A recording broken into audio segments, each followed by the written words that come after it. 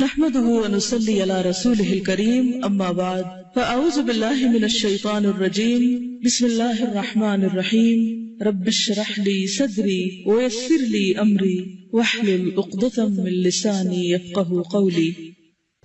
کثرت سے درود پڑھنا۔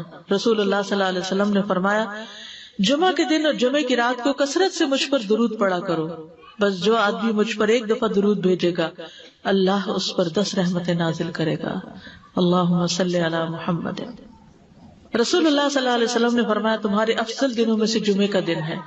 اسی دن آدم علیہ السلام پیدا کیے گئے، اسی دن ان کی روح قبض کی گئی، اسی دن سور پھونکا جائے گا اور اس دن سب لوگ بے ہوش ہوں گے، اس لیے اس دن مجھ پر کثرت سے درود بھیجا کرو کیونکہ تمہارا درود مجھ پر پیش کیا جاتا ہے۔ کہتے ہیں لوگوں نے پوچھا یا رسول اللہ ہمارا درود آپ پر کس طرح پیش کیا جائے گا جبکہ آپ کا جسم بوسیدہ ہو چکا ہوگا؟ تو آپ نے فرمایا بے شک اللہ عز و جل نے انبیاء کے جسموں کو زمین پر حرام کر دیا ہے، یعنی فرشتوں کے ذریعے آپ تک درود پہنچایا جاتا ہے۔ انبیاء کے جسموں کو مٹی نہیں کھاتی، صحیح سلامت ہوتے ہیں ان کے جسم۔ سورۃ الکہف پڑھنا۔ نبی صلی اللہ علیہ وسلم نے فرمایا جو شخص جمعہ کے دن سورۃ الکہف پڑھتا ہے تو اس کے لیے دوسرے جمعے تک نور روشن رہتا ہے۔ غسل کرنا۔ ہر بالغ پر جمعہ کے لیے جانا ضروری ہے اور ہر وہ شخص جس پر جمعہ کے لیے جانا ضروری ہے اس پر غسل ہے، یعنی اس کو لازمی غسل کرنا چاہیے، اللہ ہی کہ کوئی مجبوری ہو۔ تو آپ اپنا اسکیڈول اس طرح بنائے نا کہ جیسے اگر آپ ہر روز نہاتے پھر تو کوئی مسئلہ نہیں، لیکن اگر آپ ایک دن چھوڑ کے ایک دن نہاتے ہیں تو آپ پھر اس طرح اسکیڈول کریں کہ جیسے آپ منڈے کو نہائے، پھر وینسڈے کو نہائے، پھر جمعے کو نہائے، پھر آپ سیٹرڈے سنڈے اگر نہیں بھی نہاتے پھر منڈے، تو اس طرح آپ جمعے کو مس نہیں کریں گے۔ یہ نہیں کہ جمعرات کو نہا کے جمعہ کو چھوڑ دیا یا جمعہ چھوڑ کے ہفتے کو نہائے، ایسا نہیں کرنا چاہیے۔ علماء نے غسل کے حکم کے بارے میں اختلاف کیا، بعض تو کہتے ہیں یہ واجب ہے یعنی فرض کے درجے میں ہے، اور جمہور علماء یہ کہتے ہیں کہ مستحب ہے، پسندیدہ ہے، افضل عمل ہے۔ حدیث میں آتا ہے جس نے جمعے کے دن وضو کیا اس نے اچھا کیا اور جس نے غسل کیا تو یہ افضل ہے۔ صفائی میں مبالغہ ہوتی نا، ویکلی صفائی آپ کو کرنی ہوتی ہے، یعنی جیسے ناخن وغیرہ کاٹتے ہیں یا پھر اپنے زائد بال وغیرہ اتارتے ہیں، تو یہ سب چیزیں اگر جمعے کے دن ہو تو زیادہ بہتر ہے۔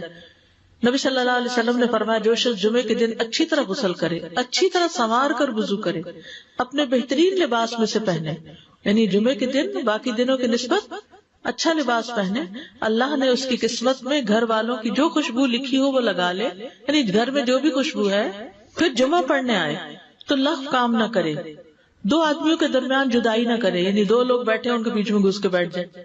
اس جمعے اور دوسرے جمعے کے درمیان کے پورے ہفتے کے گناہ معاف کر دیے جاتے ہیں۔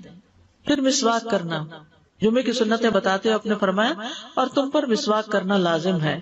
اچھا لباس پہننا۔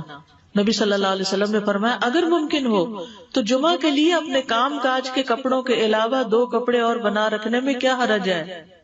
اسپیشل ڈریس رکھے جو جمعے کو ہی پہن لے۔ خوشبو لگانا، یعنی خوشبو لگائے، حدیث میں آتا ہے چاہے وہ عورت کی خوشبو سے ہو، یعنی آپ کی اپنی نہیں، بیوی کی خوشبو پڑی ہو وہی لگا لو، لیکن لگاؤ۔ تیل لگانا۔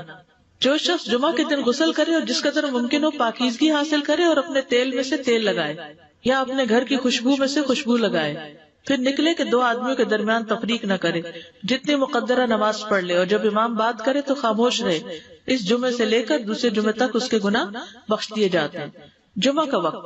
سورج ڈھلتے ہی جمعہ پڑھنا۔ سورج ڈھلتے ہی جمعہ پڑھنا، اول وقت جمعہ پڑھنا، بہت لیٹ نہیں کرنا چاہیے۔ ایاس بن سلمہ بن عقبہ اپنے والد سے روایت کرتے ہیں، انہوں نے کہا کہ ہم رسول اللہ صلی اللہ علیہ وسلم کے ساتھ جمعے کی نماز پڑھ کر واپس لوٹتے تھے تو دیواروں کا سایہ اتنا نہیں ہوتا تھا کہ ان سے اپنے آپ کو سایہ مہیا کیا جا سکے، یعنی ابھی سورج بہت تھوڑا ڈھلا ہوتا تھا۔ ہاں گرمی کی شدت میں تاخیر کی اجازت ہے۔ مسجد میں داخلہ۔ مسجد کی طرف جلدی نکلنا، تحیت المسجد ادا کرنا۔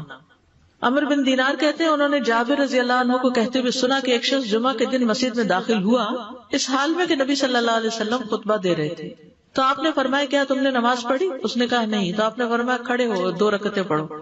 اب یہ بڑا اہم مسئلہ ہے، مسجد میں داخل ہو چاہے خطبہ ہو رہا ہو 2 رکعت پڑھے بغیر نہ بیٹھو، ٹھیک ہے؟ اور یہ کیا ہے؟ دراصل تحیت المسجد، یہ جمعے کی سنتیں نہیں ہیں، یہ کیا ہے؟ تحیت المسجد ہے، اور مختصر پڑھی جائیں۔ یعنی امام جب خطبہ دے رہا ہو تو چاہیے کہ 2 رکعتیں پڑھے اور دونوں میں اختصار کرے.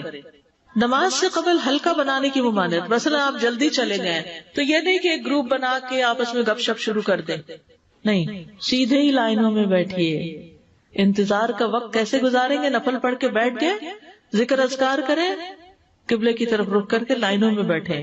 ہلکا نہیں بنائے, بیٹھ کے خرید و فروخت نہیں کریں. تاخیر سے آنے پہ گردنیں پھلانگ کے نہ آگے جائیں. رسول اللہ صلی اللہ علیہ وسلم نے فرمایا ٹیک لگا کے مت کھاؤ. یہ عام ایک ادب بتایا, یعنی اس طرح ٹیک لگا کے نہیں کھاؤ, کھانے کے وقت سیدھے ہو جاؤ. چھنے ہوئے آٹے کی روٹی نہ کھاؤ, میدا. مسجد میں کوئی جگہ مقرر نہ کرو کہ یہ میری جگہ ہے, آپ کیوں آج یہاں کھڑی ہوگی, کہ تم اسی میں ہی نماز پڑھو. کچھ لوگ ہوتے ہیں نا آ کے مخصوص جگہ ہی پڑھتے ہیں, اگر کوئی اور وہاں ڈسٹرب ہو جاتے ہیں. اور جمعہ کے دن لوگوں کی گردنیں نہ پھلانگو, ورنہ اللہ تمہیں قیامت کے دن لوگوں کے لیے پل بنا دے گا.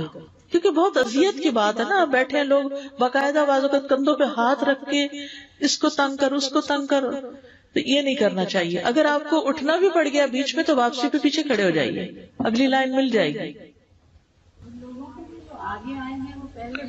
جی یہ تو بہت ضروری بات آپ نے کی کہ جب لوگ مسجد آئے تو پہلی صف میں بیٹھے, یعنی پہلی چھوڑ کے آخری میں بیٹھ جائیں اور پھر لوگ ان کی گردنیں پلانگتے رہیں, دوسروں کے لیے فتنہ بننا. جابر بن عبداللہ رضی اللہ عنہ سے روایت ہے کہ جمعے کے دن رسول اللہ صلی اللہ علیہ وسلم خطبہ ارشاد فرما رہے تھے کہ ایک آدمی مسجد میں داخل ہوا, وہ قریب آ کر بیٹھنے کے لیے لوگوں کے اوپر سے گزرنے لگا. رسول اللہ صلی اللہ علیہ وسلم نے فرمایا بیٹھ جاؤ, تحقیق تم نے لوگوں کو تکلیف پہنچائی اور دیر سے آئے. یہ عربی کے الفاظ بڑے خوبصورت ہیں. اجلس فقد آذیت و آنیت, کتنی جامع زبان ہے یہ. اجلس فقط آذیت, تو نے اذیت دی, و آنیت, اور دیر سے آئے. تو اس سے منع کیا گیا. کسی کو اس کی جگہ سے نہ اٹھانا. جابر رضی اللہ عنہ نبی صلی اللہ علیہ وسلم سے روایت کرتے ہیں, آپ نے فرمایا تم میں سے کوئی شخص جمعہ کے دن اپنے بھائی کو کھڑا نہ کرے کہ پھر دوسری طرف سے آ کر اس کی جگہ پہ خود بیٹھ جائے, بلکہ جو آئے وہ کہے جگہ کشادہ کرو, ہمارے لیے بھی جگہ بناؤ, یہ کہے. خطبہ جمعہ اور اس کے آداب. خطبہ جمعہ کی اہمیت. جب اذان ہو جائے تو کیا کرے انسان؟ مسجد کی طرف دوڑ پڑے. تو مسجد میں جماعت تو نہیں ہو رہی ہوگی, پہلے کیا ہو رہا ہوگا؟ خطبہ ہو رہا ہوگا. امام کے خطبے سے پہلے سلام کرنا. نبی صلی اللہ علیہ وسلم جب ممبر پر چڑھتے تو حاضرین کو السلام علیکم کہتے.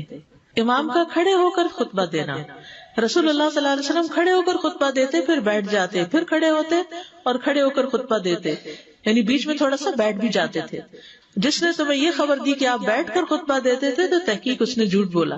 بس یقیناً اللہ کی قسم میں نے آپ کے ساتھ 2000 سے زائد نمازیں پڑھی ہیں, یعنی جن میں بہت سے جمعے بھی آئے ہیں, تو ایسا کچھ نہیں. امام کو 2 خطبے دینا, یعنی کھڑے تھے پہلے, پھر ذرا بیٹھ گئے, پھر دوسری دفعہ اٹھے تو یہ 2 خطبے ہو گئے. مختصر خطبہ دینا. آپ کے خطبات چند کلمات ہوا کرتے تھے, بہت لمبی تقریریں نہیں. آپ کا خطبہ درمیانہ ہوتا تھا. نبی صلی اللہ علیہ وسلم نے فرمایا آدمی کا نماز کو لمبا کرنا اور خطبے کو مختصر کرنا اس کی سمجھداری کی علامت ہے. بس نماز لمبی کرو, خطبہ مختصر کرو, کیونکہ بعض بیان جادو جیسا اثر رکھتے ہیں, یعنی تھوڑے بھی بات کرو گے تو دل میں چلی جائے گی. نماز پہ زیادہ توجہ. نبی صلی اللہ علیہ وسلم کا خطبے میں سورۃ قاف پڑھنا. حارثہ بن نعمان کی بیٹی سے روایت ہے, کہتی ہے کہ میں نے سورۃ قاف رسول اللہ صلی اللہ علیہ وسلم سے سن کر حفظ کر لی. آپ ہر جمعے کو خطبے میں پڑھا کرتے تھے. سامعین کا امام کی طرف رخ کرنا, یعنی جمعے کے دن یہ نہیں کہ آپ کرسی لگا کے کسی اور طرف منہ کر کے بیٹھ جائیں اور جب جماعت ہو تو پھر صف میں کھڑے. نہیں, آپ صف میں بیٹھے ہو, کس طرف وہ ہو؟ قبلہ رخ ہو, امام سامنے ہی ہوگا نا قبلے کی طرف. ایک صحابی کہتے کہ جب آپ ممبر پہ چڑھتے تو ہم اپنے چہروں کے ساتھ آپ کی طرف متوجہ ہوتے, ادھر ادھر نہیں دیکھتے تھے خطبے کے دوران. امام کے قریب بیٹھنا. اللہ کے نبی صلی اللہ علیہ وسلم نے فرمایا ذکر میں حاضر ہوا کرو, یعنی خطبہ میں, اور امام کے قریب بیٹھا کرو. بے شک آدمی دور ہوتا رہتا ہے حتیٰ کہ وہ جنت میں بھی پیچھے ہی ہوگا, اگرچہ وہ اس میں داخل بھی ہو جائے. تاخیر کی اتنی مذمت ہے. خاموشی سے خطبہ سننا, یعنی بات نہیں کرنی چاہیے, کوئی اہم بات بھی نہیں پوچھنی چاہیے. ابن مسعود سے روایت ہے کہ انہوں نے ابی ابن کعب سے قرآن کی کسی آیت کے بارے میں سوال کیا جبکہ اللہ کے نبی خطبہ دے رہے تھے, تو انہوں نے اعراض کیا اور کوئی جواب نہ دیا. پھر جب آپ نے نماز پڑھائی تو ابی کہنے لگے تمہارا جمعہ ہی نہیں ہوا. تو ابن مسعود نے رسول اللہ صلی اللہ علیہ وسلم سے پوچھا تو آپ نے فرمایا ابی نے سچ کہا. کوئی بات کرنے کی اجازت نہیں، یہ کہنے کی بھی کہ چپ ہو جاؤ یہ بھی اجازت نہیں۔ عبداللہ بن مسعود کہتے کہ جب امام جمعہ کے لیے آ گیا پھر تمہارا اپنے ساتھی سے یہ کہنا کہ خاموش رہو لغویت کے لیے کافی ہے، یہ بھی لغو بات ہے۔ کوئی لغو حرکت نہ کرنا، کنکریوں سے نہ کھیلنا، فون سے نہیں کھیلنا، میسجز چیک نہیں کرنا، انگلیوں میں انگلیاں ڈال کے پٹاخے نہیں بجانا، گوٹ مار کے نہیں بیٹھنا۔ گوٹ مار کے کیسے بیٹھتے ہیں؟ گھٹنے اوپر کر کے اور یوں ایسے گھٹنوں کے گرد ہاتھ ڈال کے۔ کئی دفعہ ایسے نظر آتا ہے کہ خطبے میں لوگ اس طرح بیٹھے ہوتے ہیں کیونکہ پتہ نہیں ہے، یعنی آپ چوکڑی مار سکتے ہیں۔ آپ سب سے افضل پوزیشن تو یہ ہے کہ جیسے نماز کے اتحیات میں ہم بیٹھتے ہیں، لیکن کچھ لوگ اس طرح بیٹھ نہیں سکتے، چلے کرسی میں بیٹھ جائیں۔ اگر کرسی نہیں ہے نیچے بیٹھے ہیں تو چوکڑی مار کے بیٹھ جائیں، مگر ٹانگیں اس طرح پیٹ کے ساتھ لگا کے گھٹنوں پہ ہاتھ کو بل دے کے اس طرح نہیں بیٹھے۔ اگر مجبوری ہے تو وہ اور بات ہے، لیکن یہ کہ بلا وجہ نہیں کرنا چاہیے کیونکہ ادب کے خلاف ہے۔ اونگ آنے پر جگہ بدلنا، نبی صلی اللہ علیہ وسلم نے فرمایا اگر جمعہ کے دن کسی کو مسجد میں اونگ آنے لگے تو اپنی اس جگہ کو دوسری جگہ سے بدل لے، کہ بعض اوقات ایسا ہوتا ہے نا خطبے کے وقت بڑی سکینت ہوتی ہے اور آخری خطبہ تو آپ نیند میں ہی سنتے ہیں۔ نماز جمعہ کی رکعت 2 رکعت ہے فرض بس، جمعہ کی نماز 2 رکعتیں ہیں اور ان دونوں میں قرات ہوتی ہے۔ نبی صلی اللہ علیہ وسلم جمعے میں سبح اسم ربک الاعلی اور هل اتاک حدیث الغاشیہ پڑھتے۔ کبھی جمعہ اور عید کٹھے ہو جاتے تب بھی دونوں نمازوں میں یہی سورت پڑھتے تھے، ٹھیک ہے۔ اسی طرح صبح کی نماز میں جمعے کے دن الف لام میم التنزیل اور هل اتی علی الانسان کی قرات کرتے اور نماز جمعہ میں سورۃ الجمعہ اور منافقین کی تلاوت کرتے، یعنی یہ بھی ملتا ہے۔ فرض کے بعد 2 رکعت پڑھنا، عبداللہ بن عمر سے روایت ہے انہوں نے رسول اللہ صلی اللہ علیہ وسلم کی نفل نماز کو بیان کیا اور کہا کہ آپ جمعے کے بعد کوئی نفل نماز نہیں پڑھتے تھے حتیٰ کہ واپس تشریف لے جاتے، پھر اپنے گھر میں 2 رکعت پڑھتے تھے۔ اب جو لوگ گھر نہیں جاتے تو پھر وہیں پر وہ پڑھ لیتے ہیں، ورنہ آپ صلی اللہ علیہ وسلم اپنی سنتیں وغیرہ گھر میں پڑھتے تھے۔ اور اسی طرح 4 بھی پڑھی جا سکتی، 2 بھی ہیں 4 بھی ہیں۔